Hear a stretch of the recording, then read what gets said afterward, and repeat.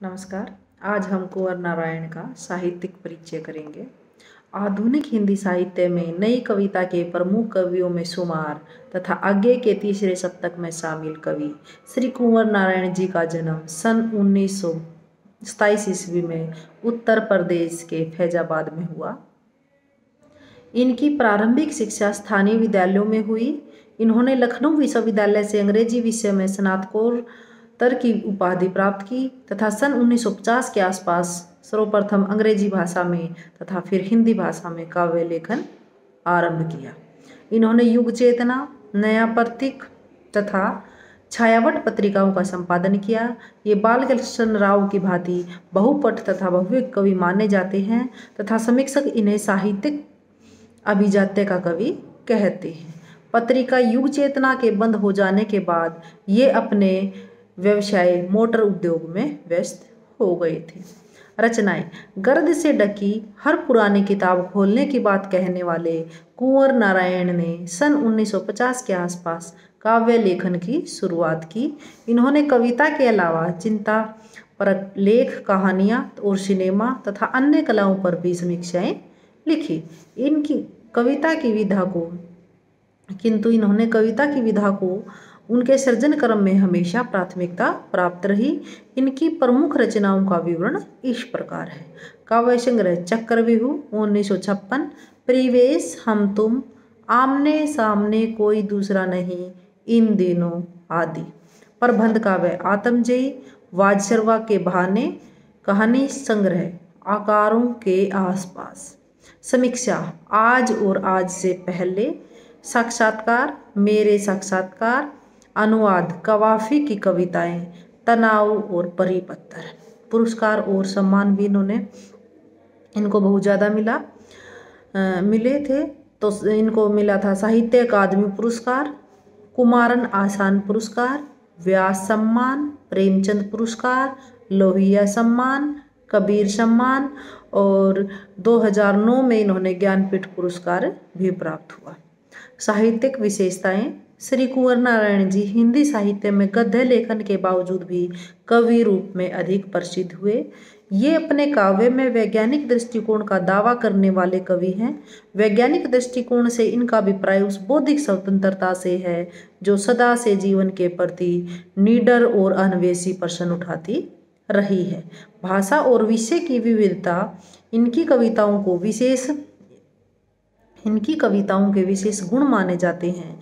इनके काव्य में यथार्थ का खुरदरापन भी मिलता है और उनका सहज सौंदर्य भी मिलता है। इनके साहित्य की प्रमुख विशेषताएं निम्नलिखित हैं। पहले है बौद्धिकता और वैचारिकता। इनकी जो साहित्य की पहली विशेषता है वैचारिकता और बौद्धिकता।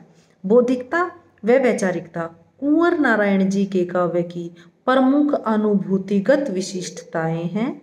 बौद्धिकता व वैचारिकता के कारण ही ये अपनी कविताओं में जीवन, समाज और राष्ट्र से संबंध रखने वाले प्रश्नों और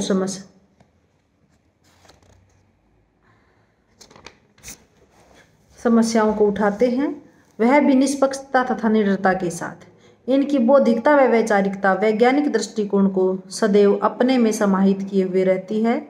अपनी कविता की जरूरत में वे अपनी इसी विशिष्टता का परिचय देते हुए कहते हैं कि कविता मनुष्य को बहुत कुछ प्रदान कर सकती है यदि मनुष्य उसे अपने जीवन में वैसा ही स्थान प्रदान करे जैसे पेड़ फूलों को तथा रात तारों को प्रदान करती है, तो वह मानव जीवन को कोमल भाव से परिपूर्ण कर देती है।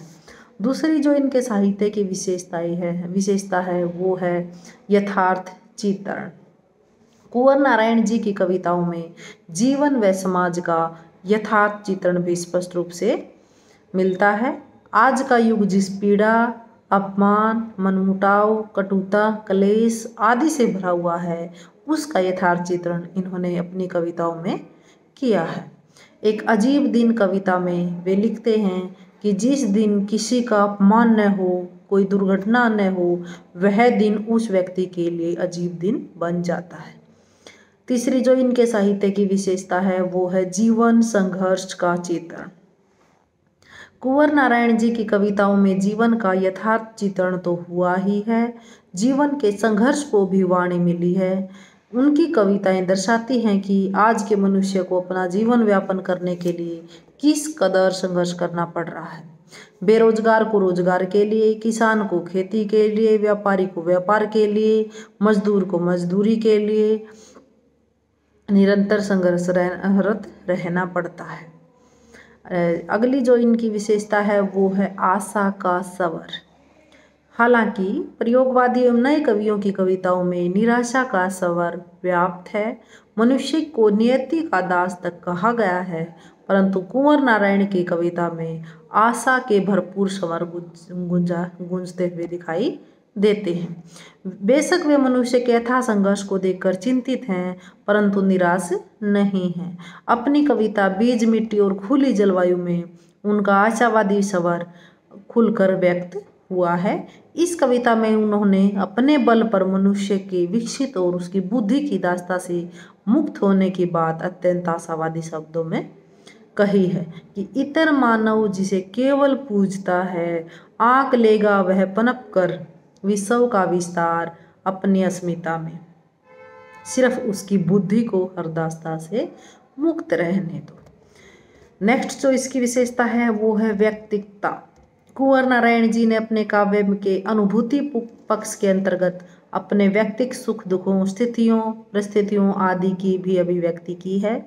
उनकी कविता स्वयं की अभिव्यक्तियों में उन्होंने स्पष्ट किया है कि वह अपने जीवन के काले आकाश में छिपे किसी प्रकाश की गंगा को ढूंढने की कोशिश करता है। उसके जीवन में चेतना का आवरण सपना बनकर हर रात नींद के वातावरण में भी न केवल सजग रहता है, अपितु सितारों से लगातार टपकता रहता है। उसे मालूम है कि कौन उसके अंधकार युक्त बेहोशी भरे जीवन में एक नए सवेरे का संदेश भर जाता है, तथा कौन उसके उलझन भरे जीवन में मिट्टी रूपी अंधेरे को गुदगुदाकर फूल के दीपक जला जाता है। नेक्स्ट जो इसकी विशेषता है वो है त्याग व बलिदान की भावना। कुंवर नारायण जी ने अपने काव्य में त्याग व बलिदान के महत्व पर भी प्रकाश डाला है। अपनी कविता उत्सर्ग में उन्होंने बताया है कि आम आदमी को जीवन में चाहे अनचाहे बहुत सी बातों का त्याग करना पड़ता है, बहुत सी गलत चीज़ों को सहना पड़ता है। यदि आम आदमी यह त्याग स्वीकार भाव के साथ न करे तो संभव है कि कल उसे उत्सर्ग करने वालों का यश दिला दे। कवि कविता में उत्सर्ग के लिए विख्यात महर्षि दधीची का भी उल्लेख करते हैं। भाषा शैली। कुंवर नारायण जी की भाषा आम बोलचाल की खड़ी बोली है। चूंकि भाषा विविधता इनकी कविताओं का विशेष गुण माना जाता है, इसलिए विषय के अनुसार अपनी भाषा में शब्द प्रयोग के माध्यम से विविधता लाने में सिद्धहस्त कवि हैं।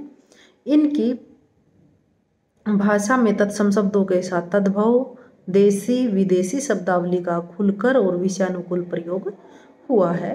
प्रसाद गुण इनकी कविता की मुख्य विशेषता है। इन्होंने अपनी अधिकांश कविताएं मुक्तक छंद में रची हैं। नई कविता के अनुरूप प्रतीकों, उपमान और बिंबों का इन्होंने खुलकर प्रयोग किया है। इनकी शैली विषयानुरूप तथा प्रसंगानुकूल एवं विविधोन्मुख भी है। इन्होंने अपनी अभिव्यक्ति हेतु वर्णनात्मक, विवरणात्मक, आत्मकथात्मक, प्रतीकात्मक, भावात्मक आदि शैलियों का भी प्रयोग किया है। उनके द्वारा प्रयुक्त आत्मकथात्मक शैली का एक उदाहरण उनकी कविता में एक अजीब दिन से द्रष्टव्य है। हालांकि ये अपनी बात अभिधा रूप में कहना पसंद करते थे, परंतु इनके साहित्य में लक्षणा व व्यंजना शब्द शक्तियों का भी भरपूर प्रयोग हुआ है। अलंकारों के प्रति आग्रह न होते हुए भी अनायास रूप से इनके काव्य में अनेक शब्द व अर्थालंकारों का प्रयोग हुआ है। इनकी भाषा में रसात्मकता के साथ बौद्धिकता भी विद्यमान है। धन्यवाद।